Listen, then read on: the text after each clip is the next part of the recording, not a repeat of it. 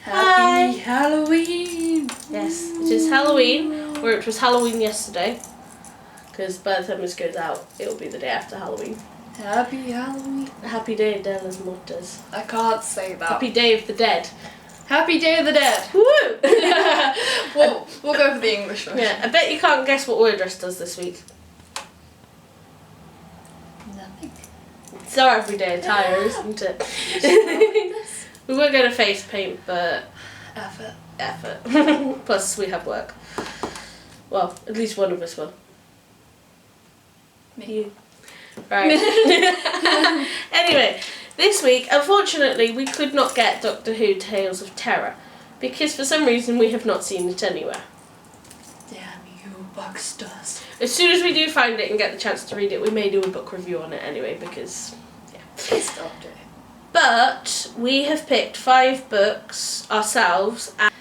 And, apologies that Georgia's not here, she's away for the day, but I know that she definitely recommends one of these books anyway, which, shall we start with this one? Yeah, we might as well. I know that Georgia does not like these after we talked about it in Fairy Tales, because this is Doctor Who's Time Lord Fairy Tales, which if you remember we talked about in our Fairy Tales video, which I can link in the doobly-doo. The description below. It's called the doobly-doo. Oh, well, I don't.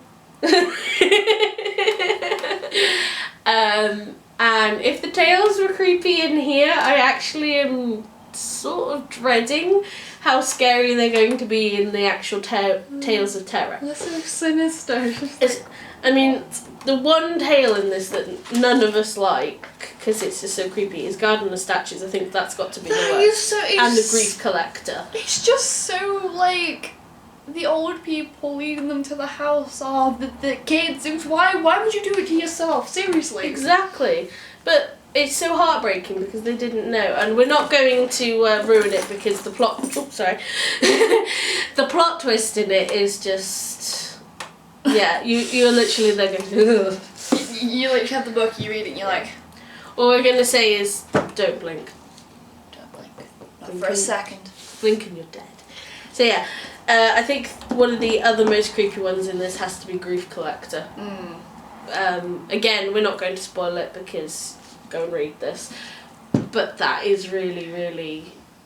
I think Garden of Statues is the only one without a happy ending in this one, because these all do have happy endings. But that one... I mean, I guess it kind of has a happy ending when they're together. It depends on your take of happy endings. Yeah. But anyway, totally recommend reading this for Halloween. Which one should we go with next? Because we have a few. I've only read one other book out of the whole. Which is? Well, we can talk about that one next.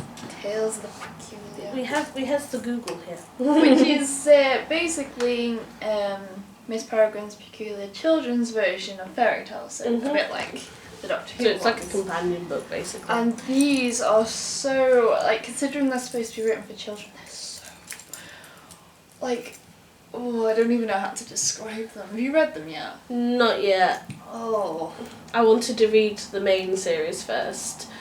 Plus you put me off by going, they're so creepy. I'll talk briefly about the first story. Basically, there's these people in a village and these other, like, I don't know what you call them, they're not really monsters, but they are. No. Read it, make your own decision about what they are. Basically, they're cannibals. Oh, lovely. So they eat the people, but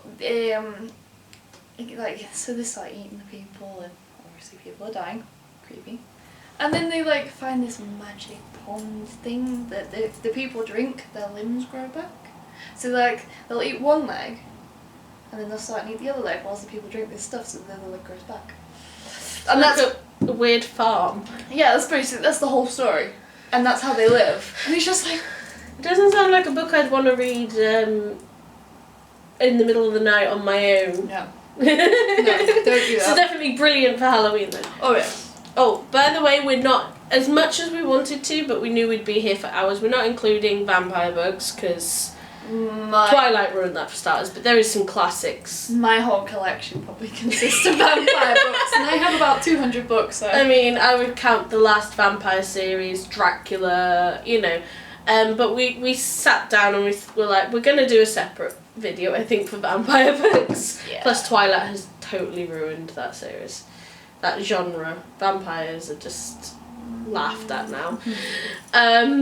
We're also not doing other book series, like a series of unfortunate events, Wicked, Beautiful Creatures. All books that we recommend you should read at Halloween. We're just not talking about them because they're series. And we'll be here forever. Yeah. So we've just picked a few that we think are good for reading at Halloween. Obviously, classics. One other one we haven't got right here, but I would say would be a must-read would be Frankenstein for Halloween. The actual book. Yeah.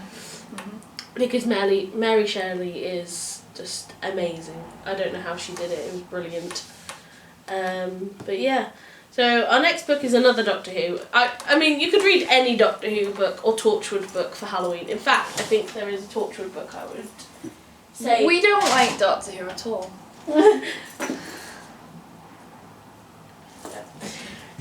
2 seconds. Twilight Streets, here we go. This one's really creepy. So we'll talk about that one after. But we have another Doctor Who book here, and most Doctor Who books are brilliant to read at Halloween. But this one is actually set at Halloween. You're reading the blurb, so I'm sure you can, because I don't want to go into spoilers because it's awesome. So if you want to talk about the blurb, the cover alone is just brilliant. And it's about Martha and the Doctor, so I'd say it's set around series 3, because most of the books you can pinpoint what series if you want to go by the TV series. Churchyard sounds like a graveyard. Yeah, so things come out of the graveyard. You can read the blurb out. It's almost Halloween in sleepy New England town of Blackwood Falls. Leaves litter lawns and sidewalks, paper skeletons hang in the windows, and carved pumpkins leer from front porches. Sounds creepy already. The Doctor and Martha soon discover that something long dormant has awoken, and this will be no ordinary Halloween. What is the secret of ancient trees and the book discovered tangled in its roots? What will rise from churchyards at night, stealing the lips of only witnesses? Why are the harmless trappings of Halloween suddenly taking on a creepy new life of their own? As nightmarish creatures prowl the streets, the Doctor and Martha must battle to prevent the townspeople and themselves from suffering a grisly fate. Creepy. It's a really good book. And it's set at Halloween, so how could you not read it at Halloween, you know? It's brilliant, and I have a feeling it might be leaving the house today to be borrowed. But yeah, that is definitely a good one. But it's family friendly because some of the characters they meet are children that they work with to save the town. So I reckon it's a good one to read. Probably not too young though. You don't want to go too young with this because it can be a bit spooky. It's actually one I wish they'd done as an episode because I reckon it would have been awesome. I mean, this was the series that brought us Blink. So... yeah. Yeah. But no, the next one I'm going to talk about is a very old classic because I definitely think at Halloween you should read Murder Mysteries. Isn't that coming out as a film soon? Yes, so we're not going to talk about this one in huge detail because I would like to do a film-book comparison. And I'm also not going to spoil it because the solution is in this book. And I know you do not know the solution to the murder. No. But... I've picked this one just because it's one of my favourites and it is coming out next month as a film and it looks awesome. And it is Murder on the Orient Express by Agatha Christie. And I'll read you the blurb. Hercule Poirot, sat in the dining car, amusing himself by observing his fellow passengers on the crowded luxury train. A Russian princess, an American salesman, a Swedish missionary, an aloof English woman. But the night brings snow and death, and trapped in the snowbound train beyond the help of the law, Poirot must use his powers of observation alone to solve a bizarre murder. And it is awesome. I mean, it's not even a very long book, and it's just really, really good. You're gripped the whole way through. And I think people should go and read loads of her books. Just go read any murder mystery by any murder mystery writer. But she is the queen of murder mysteries. So if you're feeling in the mood to try and solve a murder, definitely go for a murder mystery for Halloween. Which one should we go with next? Apologies, I'm getting notifications. We have Torchwood or Pride and Prejudice and Zombies. Should we go Torchwood next? Because we've done Doctor Who, other book, Doctor Who. Sure. So this is from the universe of Doctor Who, but obviously it's Torchwood, so completely different. Different but not different. Well, this is out of a series. I think it's out of series 2. But I've picked it because it's kind of creepy. It's very odd. It's not Halloween based, but for what's happening to the people in it, I would say it's nightmare fuel inducing.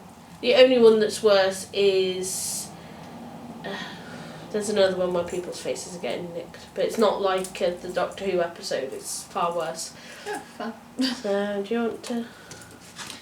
There's a part of the city that no one much goes to, a collection of run-down old houses and gloomy streets. No one stays there long and no one can explain why. Something is not quite right there. Now the council is renovating the district and a new company is overseeing the work. There will be street parties and events to show off the new, whatever that says, neighbourhood. Gentrified. What a word. Mm-hmm. Clowns and face painters for the kids, magicians for the adults. The streets entertains. Lost my thingy. Entertainers of Cardiff That's out in it. force. None of this is Torchwood's problem until Tashiko recognises that the sponsor of the street party, Bill's manager. Now there is something for Torchwood to investigate, but Captain Jack Harkness has never been able to get into the area. It makes him physically ill to go near it. Without Jack's help, Torchwood must face the dark side of urban Cardiff alone. Ooh. It's a very good book. People are getting turned into things and stuff, and it's got a villain from the end of series 1, which is quite awesome. I mean, I know you haven't got that far yet, but just the cover alone I think makes you want to read it, with Yanto's face half painted and stuff like that. So it's a good read, and I would recommend all of the Torchwood books actually, because they're quite spoopy. Because Torchwood can get away with a lot more than Doctor Who. Oh so. yeah, Doctor Who's mild compared to Torchwood. Right. So our last 2 picks before we I've grabbed both of these up, but we're mainly talking about this one. I've just grabbed them both because they're from the same series. Yeah. So, do you want to take one and I'll take the other? This is not what you think it is. Basically, was it a guy who read that one? Yeah, a guy. A guy basically read Pride and Prejudice and went, this is missing zombies. As you do. And I think he instantly made it much better, because I love Jane Austen, but adding zombies into Pride and Prejudice I think was brilliant. And obviously there's a lot more to the story than just saying he added zombies. I mean, the Bennett sisters are zombie killers. It is awesome, and they've recently made a film of this which we have not seen yet, but I think it's on our list. So if you've read Pride and Prejudice, you'll know the story, and the story is largely the same, but with some quite cool twists and that, and I don't want to go into too much detail because I reckon it's one of those you must read for yourself. But I think this book and its companion, Sense, Sensibility and Sea Monsters, which again you can imagine is quite brilliant, is just kind of funny in a way. It's spooky, but it's funny. I found it hilarious when I read it, which I probably shouldn't because there was a lot of death and stuff, but it was just the idea of this book that I read in high school suddenly having zombies and It's stuff like, we'll take a sensible book and we'll stick a monster in it. Another sort of book in this area that I have read that I also recommend would be Romeo, Juliet and Vampires. No, I read that one either. It's quite funny. I mean, it's touching into that vampire genre that we just do not want to lay our fingers on right now. But yeah, these books are really good to read. It is basically hilarious. I mean, I'm just going to read one line. I'm not going to read the whole blurb because it's quite long. But the Dashwood sisters are evicted from their childhood home and sent to live on a mysterious island full of savage creatures and dark secrets, while sensible Eleanor falls in love with Edward Faird. Her romantic sister, Marianne, is courted by both the handsome Willoughby and the hideous man-monster Colonel Brandon. It's just hilarious. And the dead are returning to life. Oh, God. That's just one sentence. So, obviously there's loads more books you can think of. If it's spooky, let us know and we will tell you what we think of it, because there's so many books you could pick. Oh, like yeah. I said, you could sit there and just read all the classics, like Dracula, Frankenstein. I feel really bad right now because I cannot name any more, and I bet Izzy's probably shunning me. But you know what we mean. I mean, you could even just go into traditional literature, read some Dickens and feel depressed. But no, just read something Halloweeny. And if you've managed to get your hands on the Doctor Who Tales of Terror, please tell us how it is. No spoilers though. Definitely not. Next time we'll probably be doing something a lot more light-hearted. Yes, let's go for something fluffy. So for now, happy Halloween, happy Day of Delos Mortis, and happy... Never forgotten of it. Day of the Dead. Day of the Dead, and we will see you next week. Bye. Bye.